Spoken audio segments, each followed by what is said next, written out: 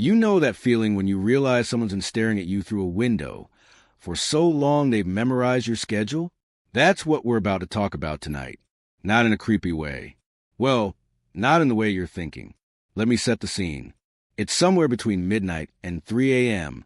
You're comfortable. Maybe too comfortable. The kind of comfortable where your couch has memorized the exact shape of your spine. Dim the lights. Go ahead. Nobody's judging. Turn on a fan, if you've got one, mostly for the white noise, but also because the air in your room probably tastes like yesterday. Get yourself a drink. Cold is better. Warm drinks feel like they're trying to tuck you in, and we're not here for that kind of nursery rhyme energy. Now, before we begin, I have some extremely important questions that will keep you up. What did detectives do before fingerprint powder existed?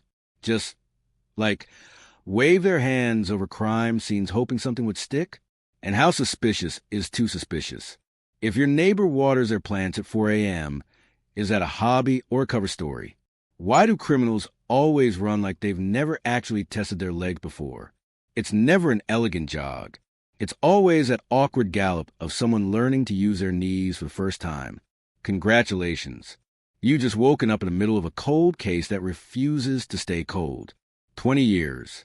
That's how long some people spend on hobbies they don't particularly enjoy. Learn an instrument. Take up woodworking. Maybe start a podcast nobody listens to. One family didn't do any of those things. They spent 20 years staring at photographs, reading police reports until the words blur together, and making phone calls that nobody wanted to answer. This is what happens when institutions fail, when the machinery of justice gets stuck, when families decide they're going to become investigators, whether anyone asked them to or not. Let's talk about the night everything changed. The Hartley household existed in that sweet spot of American normalcy that nobody really questions. Sarah Hartley was 28 years old. She worked at a pharmaceutical distribution center, the kind of job that sounds important but mostly meant sitting in climate control rooms organizing other people's problems. She had a boyfriend named Marcus, who worked in construction. They had dinner planned for Thursday. Nothing fancy. Pizza and a movie they'd probably both pretend to watch while scrolling through their phones. You know these people. Not literally, but you know the shape of their lives, the texture of their Tuesdays, the way Wednesday feels like a placeholder. The kind of existence where the most dramatic thing that happens is finding out your favorite cereal's been discontinued. Sarah lived with her parents in suburban Ohio, Tom and Patricia Hartley. Tom was retired from a manufacturing plant. Patricia volunteered at the library.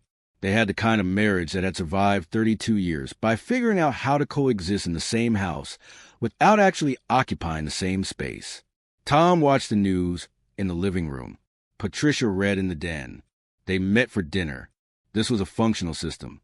Sarah was their only child, not because they couldn't have more, but because Sarah took up all the oxygen in the house anyway. The kind of kid who was fine, mostly not troubled, not brilliant, just fine. She had friends. Not a lot. Enough. She went to community college for 2 years, quit, started working at the distribution center. Nothing dramatic. Nothing that would make you think, this is the beginning of a story. The night of September 14th was a Thursday. Sarah came home around 6, made herself a sandwich, watched television. Marcus called around 8:30 saying he'd be over tomorrow instead. Sarah said okay. No argument. No tears. Just okay. She went to bed around 11 p.m. This is what the police report would later say. This is what witnesses would confirm. This is what becomes important when you're trying to figure out what happened to someone who was there and then wasn't. By 6:30 the next morning, Sarah Hartley was gone. The missing persons report filed on September 15th at 7:15 a.m. reads like 1,000 other reports filed every day in America. Young woman, 28, last seen in her bedroom. No note, no indication of suicidal ideation, no boyfriend drama that qualified as lethal, no gambling debts, no sketchy conversations with men she met online. She wasn't the type, and you hear that phrase a lot, the type, as if there's a checklist for who disappears, as if missing people come pre-sorted. Patricia found the bedroom door locked. Not unusual. Sarah locked her door. Everyone locks their door. Patricia knocked. No answer. She knocked again. Still nothing. At some point, you stop knocking and start worrying. Tom got the key from downstairs. The bedroom was empty. Bed still made from the night before, except for the indentation where Sarah's body had been. Window locked from the inside. No signs of struggle. No signs of anything, really, which is the worst kind of sign. The police arrived at 8 a.m. They looked around, took some notes, asked some questions. The detective's name was Robert Gallagher, and he had 17 years of experience learning to recognize the patterns of people who don't want to be found. Missing persons cases fall into categories. There's voluntary disappearance. The person chose to leave, wanted a fresh start, was running from something. There's accident or mishap. They got lost, they got hurt, they ended up somewhere they didn't mean to be. And then there's the third category that nobody wants to talk about in the first 5 minutes. The category that doesn't get comfortable until you're a week in. Gallagher wrote in his initial report, no obvious signs of foul play. Subject vehicle present at residence. Subject's clothing and personal effects present. Recommend waiting period before escalating inquiry. Waiting period. That's police language for let's see if she turns up before we actually do our jobs. This would become a point of contention for the Hartley family later. Not later like next week. Later like a decade later. When they'd finally understand that the first hours don't matter to institutions. They matter to families. The first 3 days produced nothing. No charges on Sarah's credit cards. No cell phone activity after 10:47 p.m. on Thursday. A text message to Marcus saying goodnight. No sightings at bus stations or airports. No activity in the family vehicle. It was as if Sarah Hartley had simply stopped existing at some point between 11 p.m. and 6:30 a.m. By day 4, the police were treating it like a missing adult case. Standard protocol. Missing person posters went up. Local news ran a segment. Facebook posts circulated. And then, the way these things always do, the story found its new normal. Sarah Hartley became a face on a bulletin board. The kind of photo people see 100 times and never actually register. Patricia couldn't accept that rhythm. The idea that her daughter had become background noise. Grief is a strange business. People tell you it's like waves. It comes and goes. They're lying, or they're describing someone else's grief. Patricia's grief was more like a construction site. Constant, loud, getting in the way of everything. By week 2, she'd started noticing things that didn't make sense. The first oddity came from a neighbor across the street, a man named Derek Channing, who Tom had seen exactly twice before Sarah disappeared. Derek mentioned to Patricia one morning, casually, the way you mentioned the weather, that he'd seen Sarah the night before she disappeared. Not coming home, but leaving, around 11:30 p.m., dressed like she was going somewhere. Patricia's stomach made a noise it had never made before, like something shifting. She asked why Derek hadn't mentioned this to police. Derek looked confused. Had Sarah reported missing? Oh, right, he hadn't realized. He'd figured she was spending the night somewhere else. It wasn't his business. Except it was everyone's business now. Patricia called the police. Detective Gallagher came out and took a statement. Derek's account was consistent. He'd seen a young woman who looked like Sarah leaving the house around 11:30 p.m., approximately 2 hours after Sarah said goodnight to Marcus. Derek had been coming back from an evening jog. He'd waved. Sarah had seemed in a hurry, didn't wave back. This detail changed everything. If Sarah had left the house, then she wasn't abducted from her bedroom. She went somewhere, voluntarily, which meant she was either hiding or she was with someone. The second oddity came from Patricia's own observation. She was going through Sarah's things. Something police hadn't asked her to do, something they probably should have, when she found a journal hidden beneath the mattress. Not a diary. Not a record of feelings and crushes and teenage angst. Just notes, names, phone numbers, addresses, and one name appeared over and over. D, just a letter. No full name.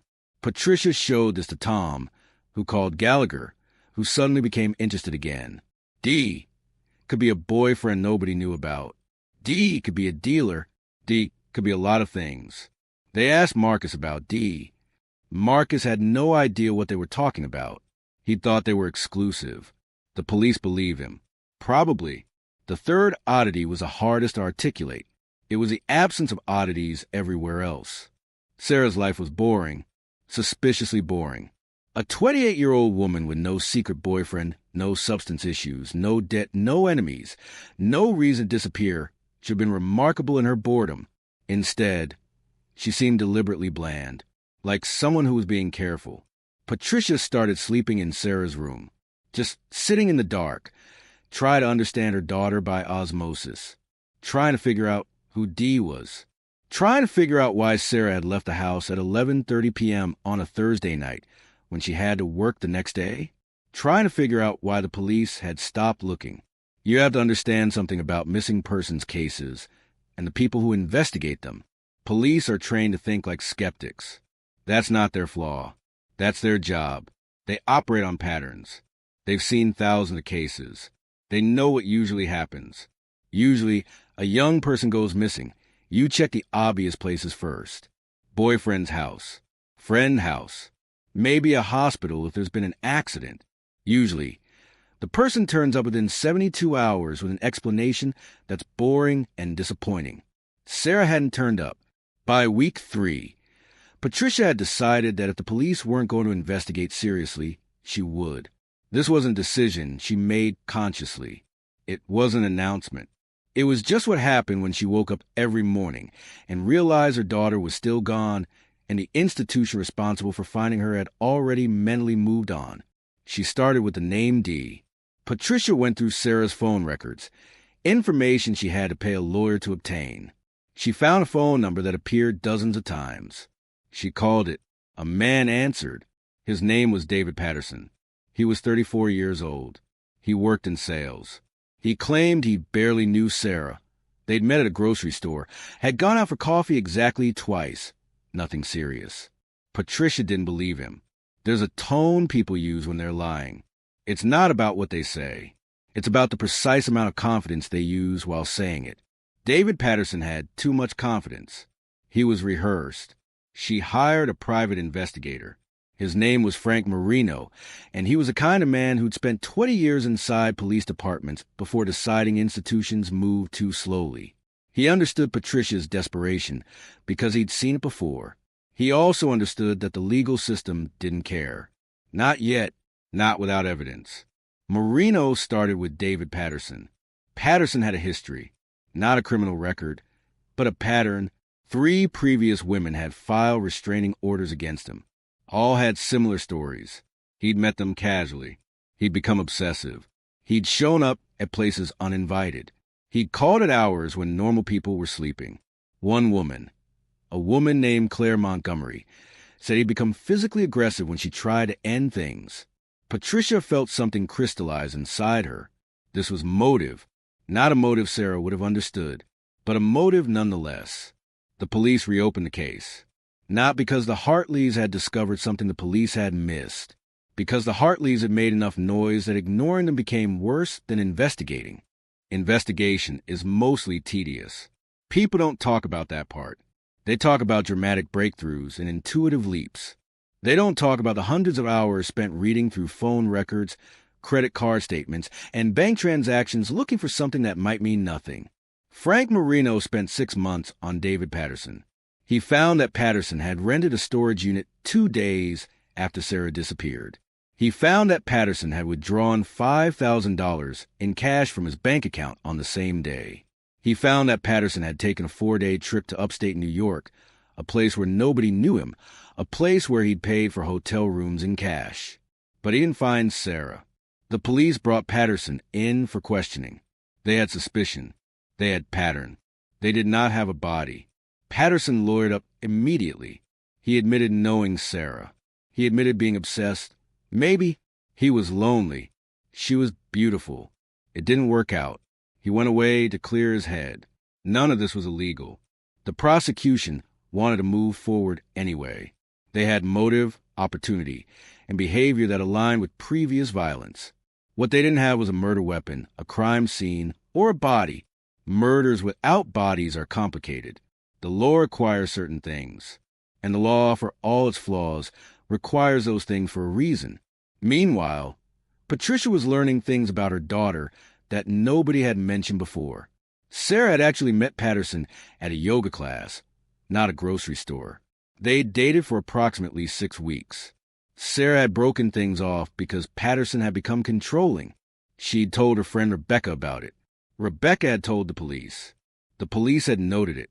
The police had not considered it particularly relevant, because the police had moved on. Patricia learned that Sarah confided in Rebecca about Patterson following her to work, about showing up at her house at 2 a.m., about becoming angry when Sarah tried to explain that she wasn't interested. This was all documented. This was all known. This was apparently not important enough to pursue. The secret, the thing nobody said out loud, was that the police had failed, not because they were bad people, because the system they worked within had already decided that Sarah Hartley was unlikely to be found. The case had too many gaps. It lacked the momentum of institutional interest. Patricia and Tom sold their house. They used the money to fund a private investigation that would last, eventually, for 2 decades. Years pass differently when you're looking for something. Time becomes elastic. You lose track of seasons. You forget which holidays you survived. Patricia kept a notebook, not emotional, just factual. Every discovery, every lead, every phone call with Marino or the police or lawyers. The notebook filled, then another notebook, then another. By year 5, they found 47 people who'd had contact with David Patterson. 47 stories. Some overlapped, some contradicted, some suggested patterns of behavior that were deeply concerning but legally insufficient. By year 10, they'd spent $320,000 on the investigation. Tom had taken a job at a big box store just to afford it. Patricia had stopped working entirely. She'd become a professional detective's assistant, which meant she was a parent grieving through spreadsheets. The breakthrough came from an unexpected source. Patterson's sister, Jennifer, contacted Marino. She finally decided to talk. She said that David had confessed to her, years ago, that he'd done something terrible, that he'd brought a girl to a cabin upstate, that things had gone wrong, that he couldn't go back to get her. Marino contacted the police with this information. A new detective, a woman named Susan Walker, reopened the case with institutional force. She obtained warrants. She searched the cabin. She found hair samples that matched Sarah. She found traces of blood. She found evidence of burial. They found Sarah 19 years and 7 months after she disappeared. The body was buried beneath the cabin's foundation, wrapped in plastic, placed in a manner that suggested care, which is the worst kind of discovery, because it means someone took time. Someone made choices. Someone decided that this was how things would end. The trial took 2 years. David Patterson's defense was that, yes, he brought Sarah to the cabin. Yes, things had happened, but it was an accident. A terrible, tragic accident during an argument. He panicked. He buried her. He'd lived with the guilt ever since. This narrative required believing that Patterson had felt guilt for 20 years while dating other women, felt guilt while threatening a new girlfriend, felt guilt while deleting text messages, felt guilt while paying for cab fare from locations he claimed never to visit. The jury deliberated for 11 days. The verdict was guilty on all counts: murder in the first degree, abuse of a corpse, obstruction of justice. Patricia sat in the courtroom gallery. She didn't cry. She'd already cried. All the tears were gone. What she felt instead was something flatter. Something like the moment after you've been screaming, and you realize your throat no longer works. Tom held her hand. He'd aged in a way that time alone couldn't explain. 20 years is a long time to look for your child. It changes you. It hollows you out in places you didn't know existed. The sentence was life without parole. This meant David Patterson would spend the remaining decades of his existence in a cell, eating meals prepared by others, watching television in a common area, reading books, maybe. Thousands of people get this sentence every year. It's a standard punishment for a standard crime. Except none of this was standard. Standard would have been finding Sarah within weeks. Standard would have been an institution that functioned. Standard would have been a family that didn't have to become investigators in order to get their daughter's killer named. Patricia and Tom donated Sarah's remains to science. They attended the DNA confirmation hearing. They listened as prosecutors explained exactly what had happened in that cabin 19 years ago. Sarah had been murdered in a rage. She'd been conscious when Patterson wrapped her body in plastic. She'd been breathing when he carried her to the basement. She'd been present for every decision he made after that. The legal system called this justice. The Hartleys called it something else entirely. The night we spent together, these 15 minutes where you've been uncomfortably warm under your blanket while simultaneously feeling cold in places you didn't know existed. This is what happens when systems fail and families refuse to fail with them. Most of us will never know what it's like to have someone disappear. We'll never have to join the growing ranks of people who know that institutions move slowly, that police work through patterns, that justice requires procedures that feel designed specifically to frustrate families searching for answers. We get to live in a world where that's someone else's tragedy. That's not luck. That's privilege. The thing about the Hartley family's 20-year investigation is that it wasn't special. It was necessary. Sarah didn't disappear into fog. She disappeared into a system that had already decided she probably wasn't worth the overtime. Patricia and Tom changed that. They became the machinery that institutional machinery had refused to be. They became relentless. They became impossible to ignore. And eventually, they became the reason their daughter's killer isn't walking free somewhere right now. Meeting women at yoga classes, lying confidently about things that shouldn't be lied about. There's a comfort in that, if you're willing to find it. Not comfort like sleep, not comfort like forgetting, but the kind of comfort that comes from knowing that persistence matters, that refusing to accept institutional silence is possible, that families, when they're determined enough, when they're desperate enough, can become investigators of their own tragedy. Sarah Hartley was buried beneath a cabin in upstate New York for 19 years. She's been named now. She's been acknowledged. She's been counted.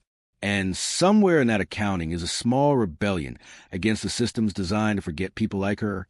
Tomorrow night, we'll have another story. Another cold case. Another family that refused to let the noise of the world drown out their search for truth. But tonight, as the fan hums and the darkness settles, maybe you'll think about the people in your life. The ones you take for granted. The ones you assume will always be there at 6:30 in the morning, going about their routines. Their ordinary lives pulsing forward without drama or disruption. Hold on to those people. Not because they're going to disappear, but because the ones who do, the ones who leave indentations in beds they'll never sleep in again, those disappearances matter. They're not background noise. They're proof that ordinary lives contain extraordinary fragility. If you found yourself unable to look away from this story, if you felt that strange pull between comfort and unease, you know what to do. Click the next video. There's another case waiting. Another family with a story that refused to stay silent. And if you're watching from somewhere dark, somewhere quiet, somewhere that feels like home, leave a comment and tell us where. Tell us you're there. Tell us you heard this story. Because the people who investigate cases like Sarah's, the professionals and the desperate families, they need to know that someone's listening, that their work, their years of sleeplessness and spreadsheets and relentless phone calls, that it matters to people who don't even know the victim. Like this video if it felt true. Subscribe if you plan to come back. And if you felt uncomfortable tonight, if the story crawled under your skin in a way you didn't expect, that means you were paying attention. That means you understood. Sleep well. The next case is waiting.